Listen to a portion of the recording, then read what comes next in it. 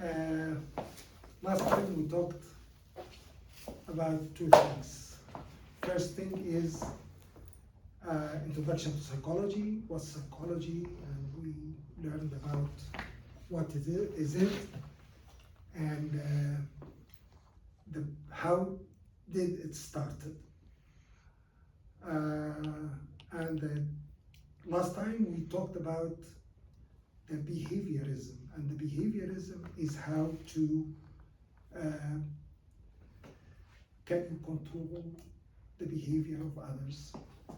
And you didn't attend the first lecture. No, You did? I was there. Okay, okay. The behaviorism is how can we shape the behavior of other people or other animals. And we learned that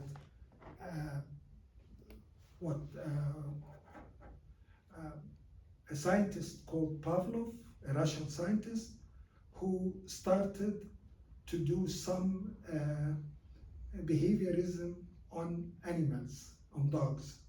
And we still use that technique to train dogs, to give them, to play tricks, to follow some people, or recognize some smells. Like, for example, when we recognize that some group of people are smoking marijuana or anything else, we train the dog to smell who have smoked marijuana or not. And we train that by incentive, by punishment, by giving him the reward. And we knew that last time. Today we will start with a new approach of psychology. It's started by a guy named Freud, big name in psychology. It's called psychoanalysis. So let us see what psychoanalysis teaches us. Actually, the psychoanalysis is repeating what is in the Bible. A good man, out of the good treasure of his heart, brings forth that which is good. And an evil man, out of the evil treasure of his heart, brings forth that which is evil. For the abundance of the heart, his mouth speaks. What's heart here? What's heart here?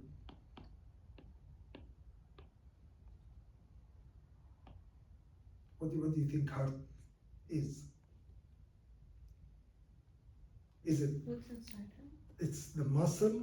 Is it the pump which pumps blood? Your like feelings or like your thoughts, maybe? What goes on inside the person? What's inside you? What's inside you, including feelings, including emotions, including thoughts, including everything. I'll give you an example of this. When you say in plain English, the heart of the matter is, and you explain what's the heart of the matter is. What do you mean?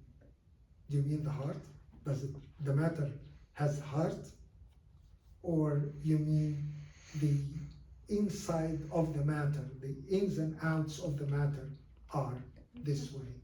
So you mean that if a person has in his heart, in his conscience, in his unconscious, in his feelings, in his emotions, something good, he will produce something good. If he has something bad, he will produce something bad. So psychoanalysis started in this. Psychoanalysis, Freud introduced the unconscious as the part of the mind that defines and explains the workings behind our ability to think and experience. Do we have an unconscious?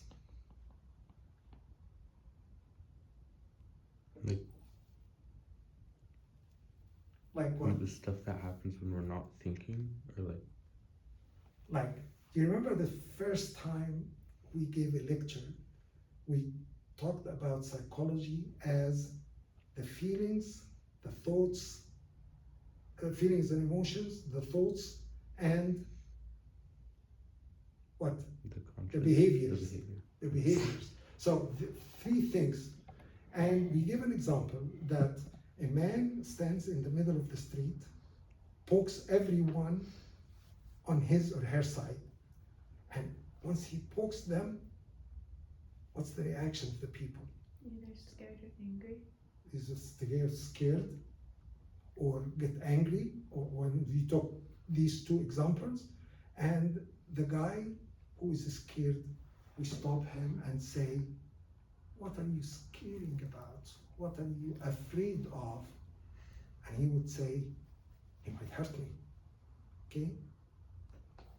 And the other guy would say, why you are getting angry? Because you violated my body. You violated my body. Why does these two people have two different thoughts?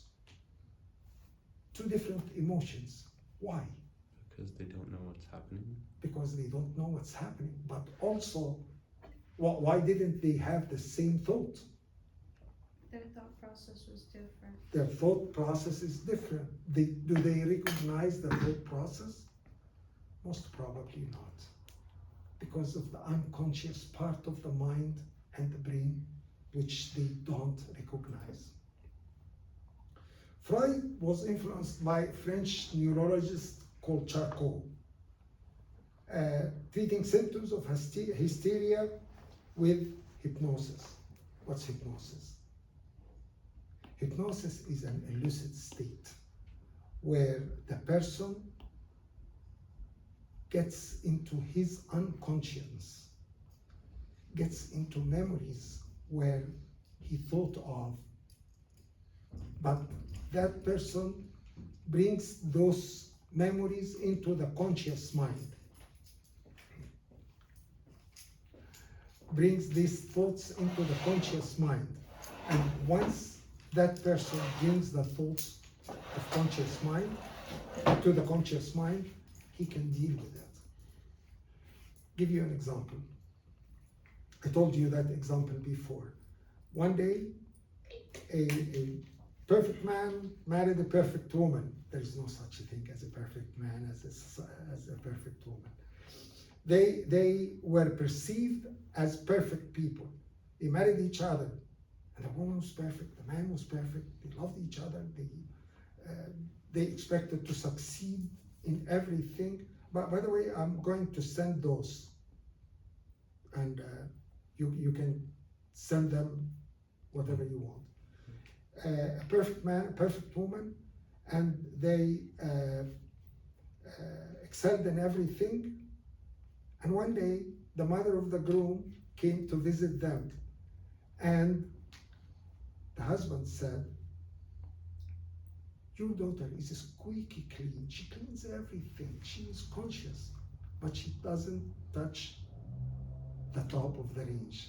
She doesn't clean it.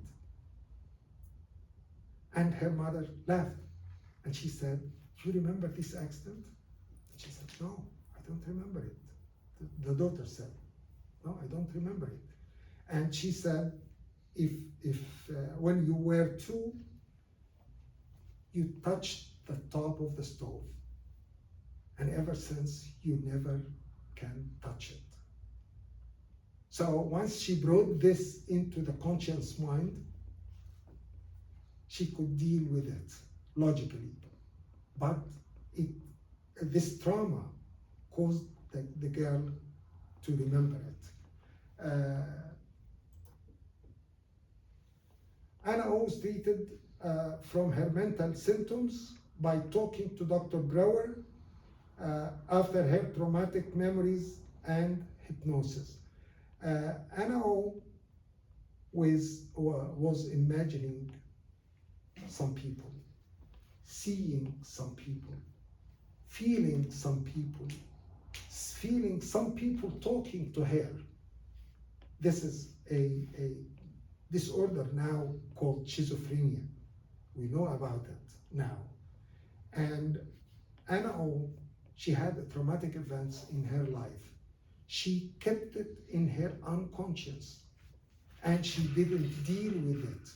So once she brought it to the conscious mind, she could, through the hypnosis, she could deal with it. This was the start of psychoanalysis. Psychoanalysis is a technique known now and is very low on the treatment because it takes a long time, it takes long hours, it takes years and years until the person is healed.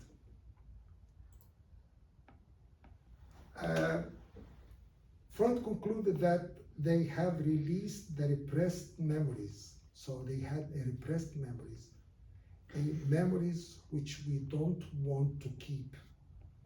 We keep it in the unconscious. And it impacts our thinking, it impacts our emotions, it impacts our feelings.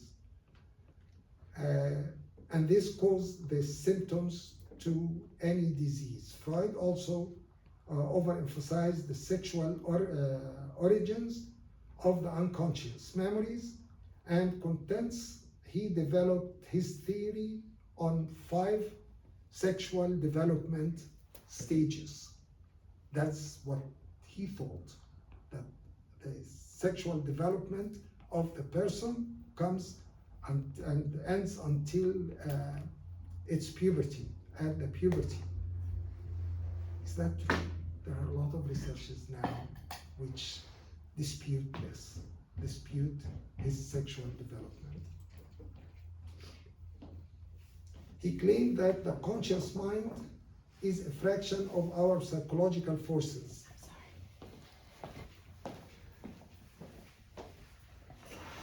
So our conscious mind, what we can think, what we can know, what we feel, is a small part of the real memories we have, the real brain we have, the real conscience we have. He claimed that the conscious mind is a fraction of the psychological forces. The conscious mind exists at a superficial level. What we think is we are driven by the unconscious more than the conscious mind. We don't know what we are driven by. Give you an example. A person who had a trauma, seeing his dad killed or his mom massacred, that person will keep the memories in his unconscious. He wouldn't remember the events exactly in details, but he will remember what happened. What happened will impact his feelings toward others, his actions, his emotions, his thoughts. Claim that the conscious mind is a fraction of the unconscious mind. This is a diagram which shows that when either memories or impulses are too overwhelming to a person, what's happening? He represses it, he stores it hidingly in the unconscious mind, and stored the unconscious mind. The unconscious silently directs the thoughts and behaviors of the individuals, directs them. Have you ever seen a very huge man afraid of a cockroach? Mm-hmm. Have you seen that? Why? He can just step on it. But he doesn't think this way, because this cockroach caused him to be frightened one day. but this memory is repressed in his memory. That can only be released when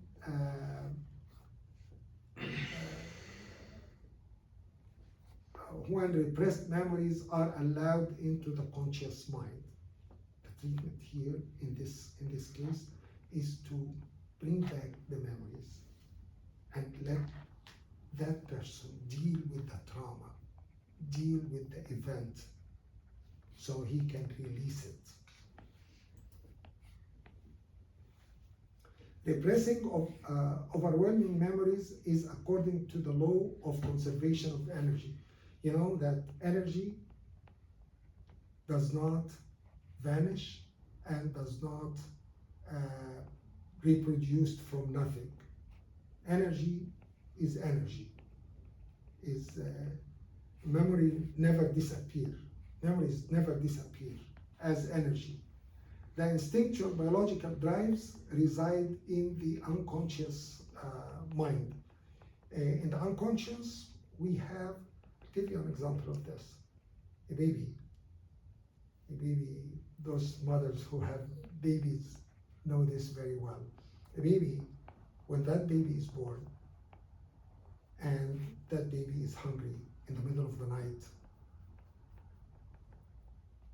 what do you expect of that baby? Do you expect him to say, my mother is asleep now and I can't wake her up, so I'll wait until the morning and then I'll cry?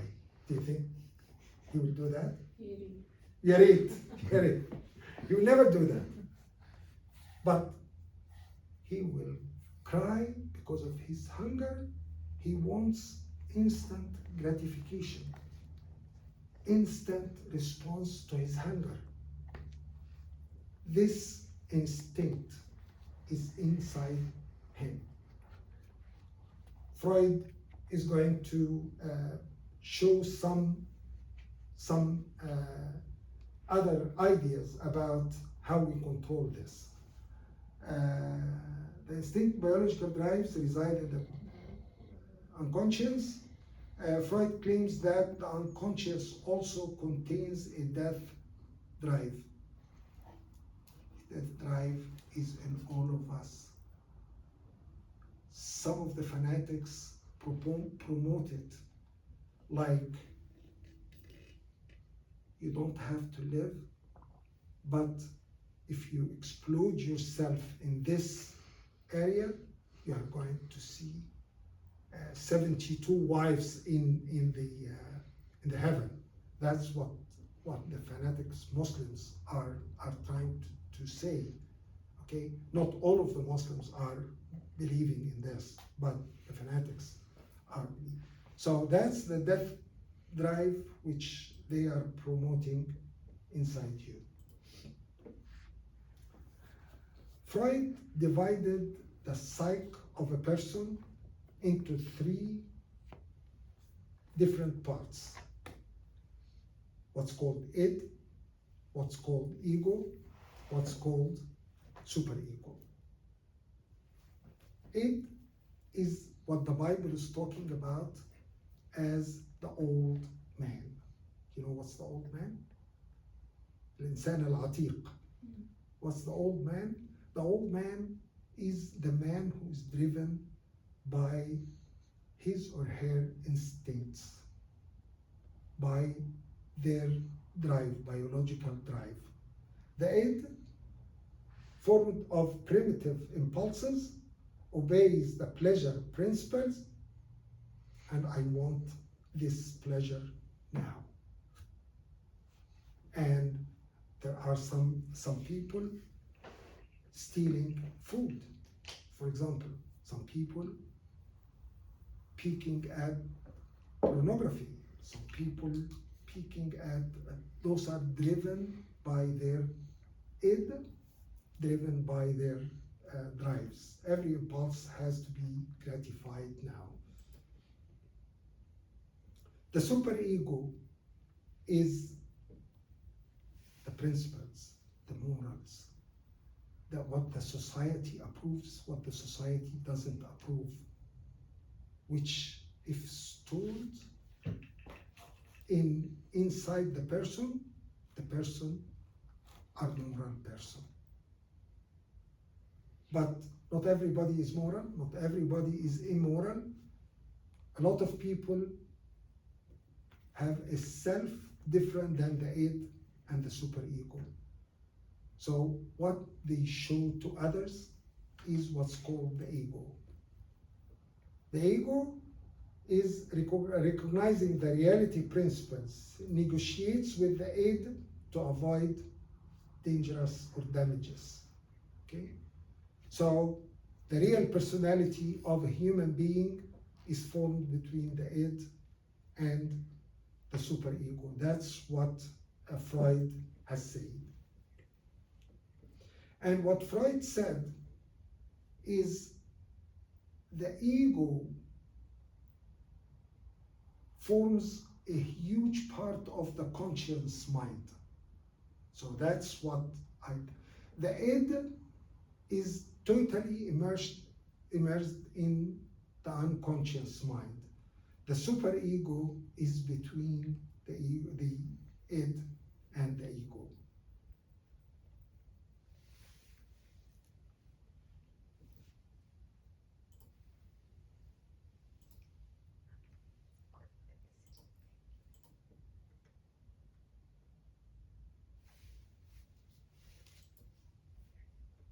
Let us see that.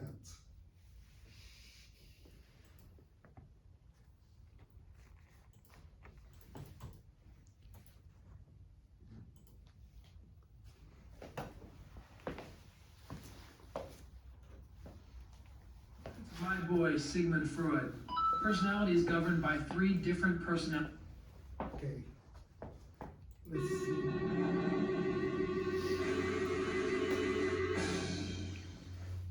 According to my boy, Sigmund Freud, personality is governed by 3 different personality structures. What he called the id, the ego, and the superego. Let's begin by talking about the id. According to Freud, this personality structure is fully unconscious, meaning that the id affects our personality in ways that we are not even aware of. The id is kind of similar to the little devil on the shoulder we often see in cartoons, quietly whispering in the ear to be self-serving and behave immorally. The id demands immediate gratification by gaining pleasure, avoiding pain, and reducing tension, what Freud referred to as the pleasure principle. Freud also proposed that this is the only personality structure present at birth.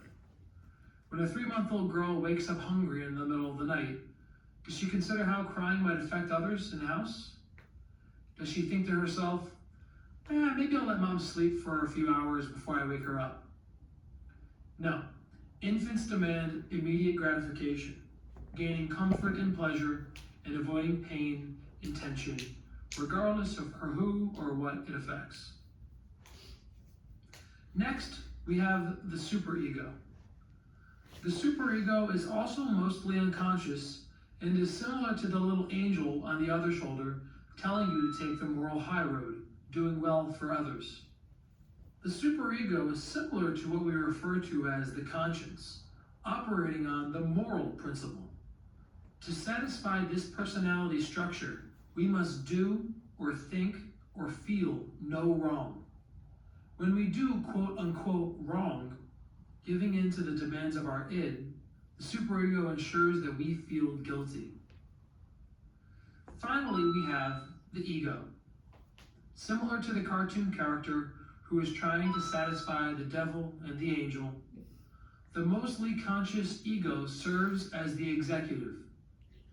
The ego operates on the reality principle, dealing with the demands of reality while trying to satisfy both the id and the superego. The ego is essentially our conscious selves, or who we perceive ourselves to actually be. In addition, the ego has the ability to unconsciously distort our reality, what we call defense mechanisms. Defense mechanisms will be addressed in detail in our next lecture video. Any questions so far? Any question?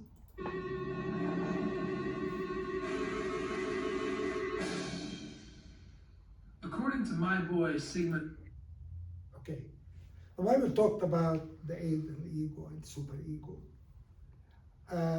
He called the id, the old man, called the superego, the new man. And there is a struggle between those. There is a struggle always between those. I'll let you read this. Can you read it? Yes. For that which I do not, for that which I do, I allow not. For what I would that I do not, do I not. But what I hate, that do I.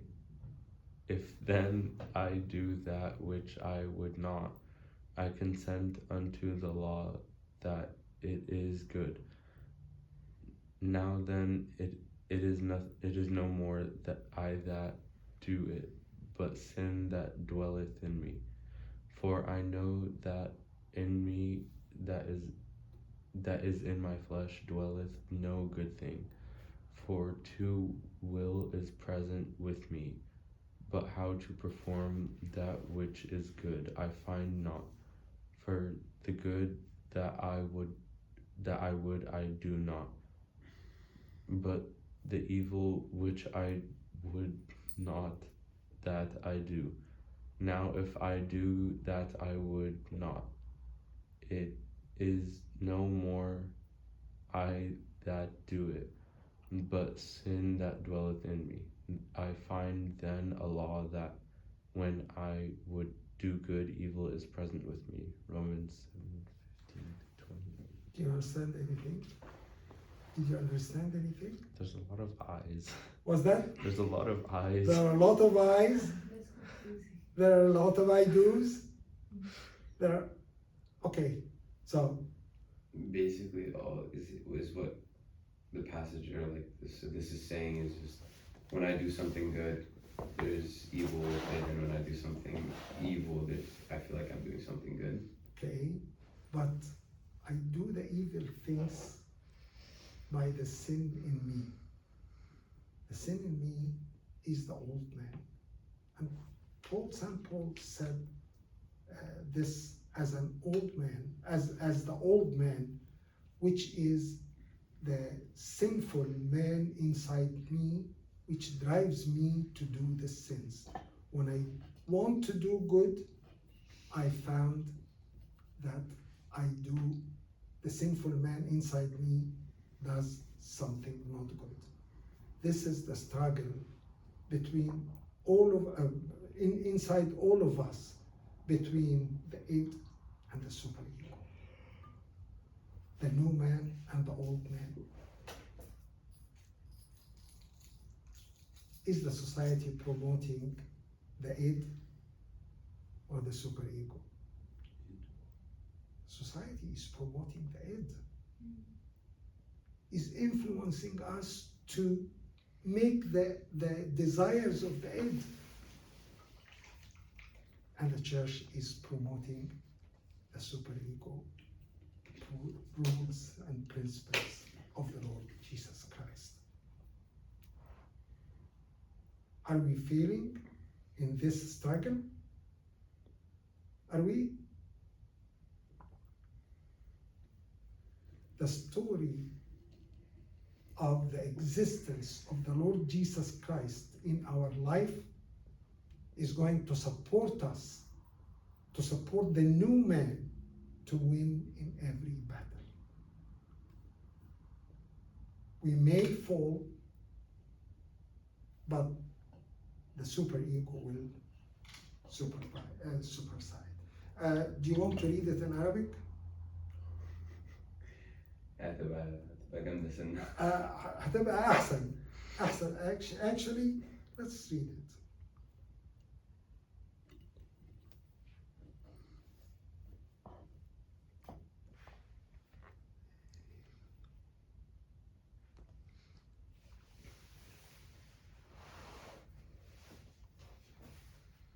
Romans 7, 15 to 21.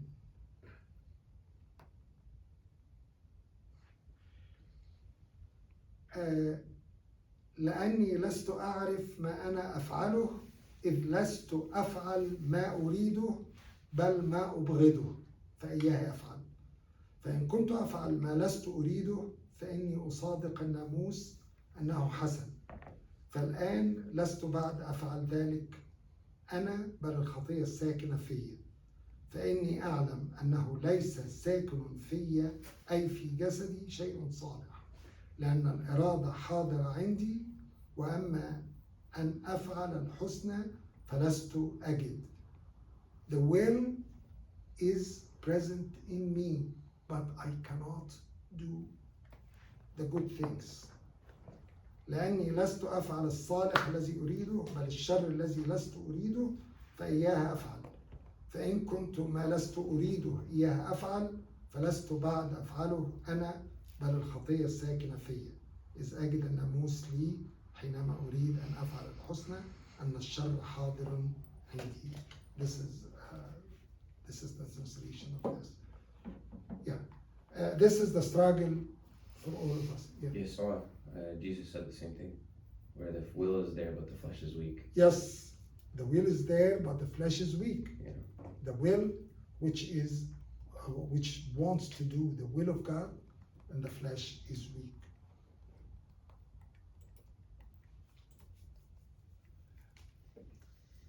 The memories, thoughts, and feelings and emotions. Feelings and emotions, we mix them together for now. Cannot be erased, similar to the law of energy of conservation. Bad memories and feelings, according to Freud, are redirected to the unconscious. And we need to deal with it somehow. Bad memories, I need to deal with that. I'll tell you what, the people who left the church, who were simply stuck to the church, most of them were treated badly by a servant of the church, or a priest, or a deacon, or somebody. That's why we have an active role in the church. We have to treat everyone respectfully, even if that person is mocked at or humiliated by others. Only memories and feelings which we can will live with stay in the conscious mind. So what we think about is the good memories which we can live. The bad memories are repressed inside and drives from inside. Freud calls this procession repression. The psychological suffering and disorders of human is due to conflicts between the conscious mind and the unconscious mind. That's what they thought. That the repressed memories are opposing our conscious mind, and that's why we suffer a lot. The Freudian psychoanalysis therapy relies on bringing the repressed memories and thoughts to the conscious mind. This therapy takes long sessions, up to 4 hours, and long time, up to 2 years, up to a few years. Of course, there are now a lot of therapies are very different than the psychoanalysis. Psychoanalysis is done only by trained psychotherapists. This is another theory called Alfred Adler. He is an Austrian man, and he has an institute. I visited that institute in Vienna. He started the individual psychology. Every child feels inferior because stronger people come around him. Each child feels. in this, the inferiority motivates them to try to do and achieve things. Balanced psyche will achieve things. Imbalanced psyches will fail to achieve things, will fail to succeed. And success does not, the insuccess or lack of success cause them to feel inferior than others. The other people feel confident. We in Sunday school need to instill confidence in others, need to instill the relationship with the heroes of faith. Remember that we in Sunday school, when we tell them a story about a hero of faith, we want to connect them with that hero. We want them to achieve the same things the hero achieved, that they are like God. And that's what the Bible is saying. You are like God. And we need to instill in every child that they look like God, they behave like God, they are the children of God. They are so valuable to God.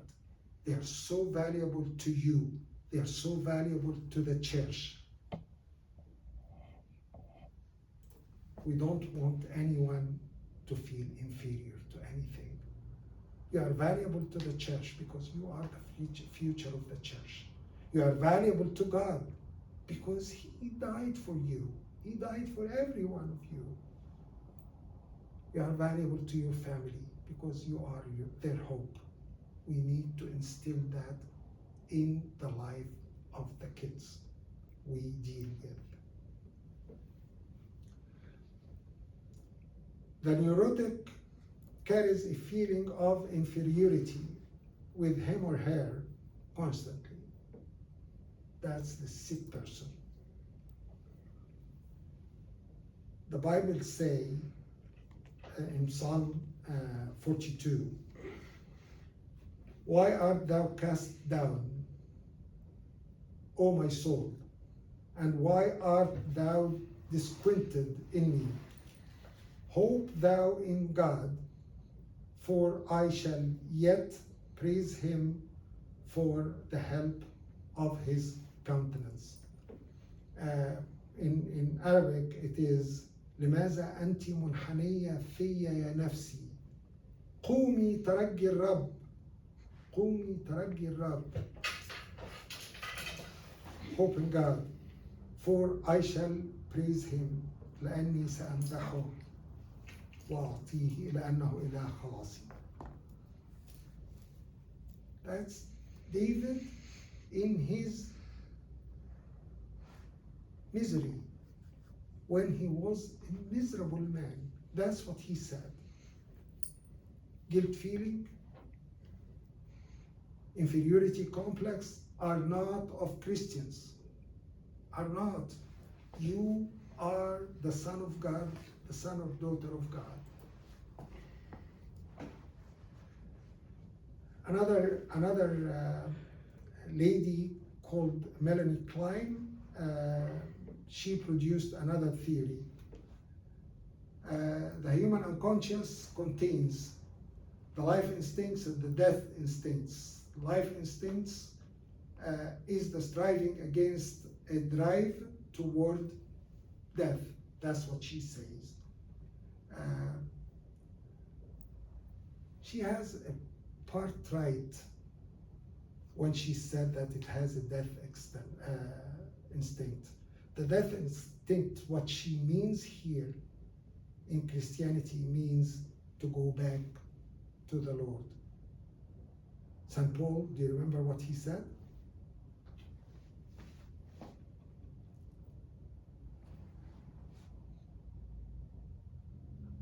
Give us a clue. Give us a clue. فكرنا. Give us clue. انطلق لا أحيا مع المسيح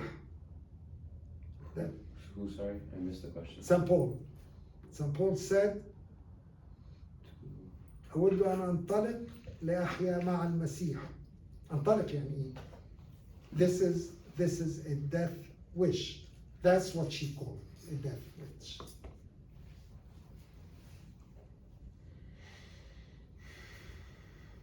Life itself is striving against a drive toward death. This creates, this is not, for to me, life, to live is Christ and to die is gain. This is, then let us move to another definition of the unconscious. What's collective unconscious? They say that the species have a collective unconscious.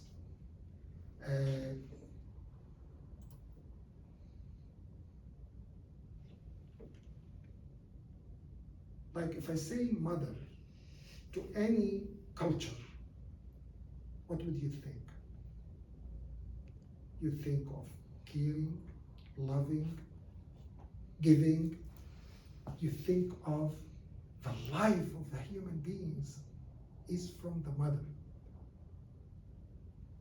Is that this generation or from the beginning? This is the collective unconscious. Collective unconscious is collectively all the generations, all the people, all the cultures believe the same unconscious. I send this to you, and then let us hear this.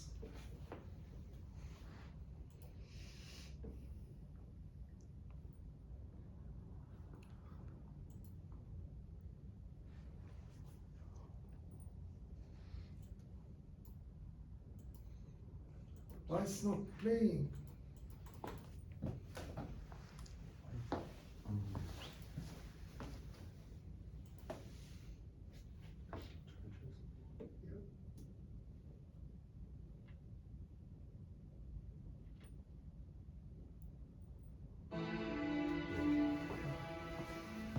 Carl Jung believes that we inherit ancient memories from our ancestors. These memories are stored deep within the subconscious mind in the collective unconscious. These memories are collected and organized by archetypes. Archetypes have two main functions. They organize these memories into themes, and they send them up to the conscious mind when the right situation arises. Archetypes have been compared to instincts because when they're activated, they influence our behaviors. Archetypes can be behavior patterns, images, memories, symbols, thoughts, and characters with unique personality attributes. Archetypes build our personalities, they guide our values, and they lead us through the stages of life.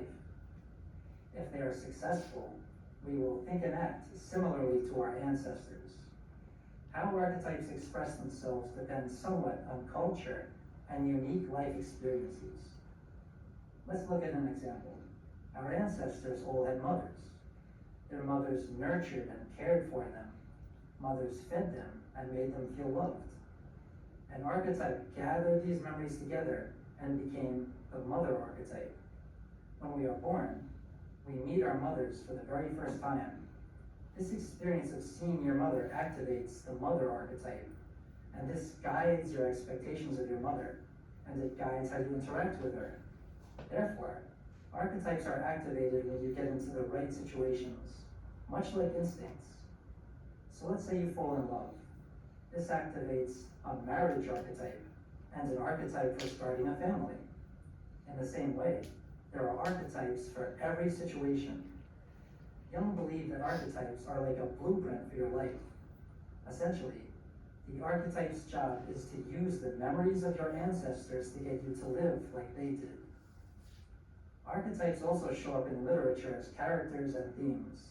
Examples include the wise old man, the inner child, the hero, and the villain. Archetypes also bring meaningful symbols into the conscious mind. We see archetypal images in dreams and fantasies. Cultures around the world have similarities in their myths, legends, stories, and fairy tales. Also, religions deal with creation stories, ancient floods, and common symbolism, such as water symbolizing life, rebirth, and purification. Thank you for watching. Any questions so far? Okay. In Romans 2, St. Paul is saying, for when the Gentiles, which have not the law of God, do by nature the things contained in the law, these, having not the law, are a law unto themselves. Sometimes we ask, why the atheists of Russia, for example, and I remember I went to Russia, and the atheists there were a lot of atheists because they opposed the communism, opposed the religion, and they were morons. They were abiding by the law of the Bible without knowing that this is the law of the Bible. Why? Because they are the law to themselves. That's what that's what St. Paul is said. They are the law to themselves. Hated detached children. Detached children means neglected children. Neglected means they don't have attachment in their family. They don't have love and care. They are miserable. I'll leave you this to read.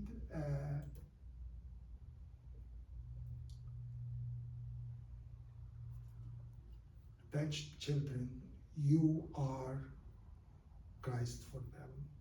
You represent Christ. You as a servant in the church, you represent Christ to them. You need to love them. You need to love all the children. Saint Solomon in the Bible is saying, set me as a seal upon thine heart. Heart means inside. As a seal upon thine arm, for love is strong as death. Jealousy is cruel as the grave. The coals thereof are coals of fire, which have a most vehement flame. I'll leave you to complete in that verse. Antisocial tendency, we don't see a lot in our Egyptian community or Ethiopian community, antisocial families. Actually, they thrive on social activity.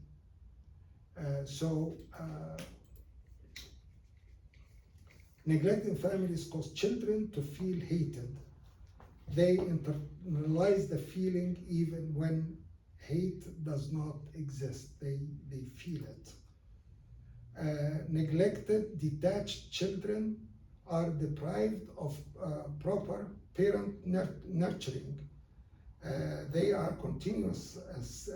in continuous search for their parents, for the love of their parents, for the attachment of their parents. And you are one of the attachments. You can provide this. You have a role to provide this. The child develops unconscious hope when he or she finds father or mother figure in their lives. Fear is also developed that they may lose that parent. So they are in continuous fear of losing the attached parents, the parent who they found, which may lead to disappointment. Antisocial tendency, they act out in the society as a defense against disappointment. So normally the disappointment leads into antisocial. Antisocial means I don't want to have a relationship with you. I don't want to know you. I don't want to socialize with you. And I've seen this in the American community a lot at work. A lot at work, they don't want you. They don't want to touch you. They don't want to know you. They don't want to socialize with you. Although you want to socialize as soon as possible at work, they don't want to. But they are normal? They, That's different than the people who are autistic? they are different than the people who are autistic. This is a social disorder. Antisocial, actually, there are a lot of problems of antisocial. Antisocial means I don't want to mingle with others. I don't want to know others. I don't want to anybody to know about me. Okay. But I feel like that's not a severe condition. Like It حاجة is. ممكن تبقى normal يعني ممكن يتعالجوا أسهل. It is a severe condition.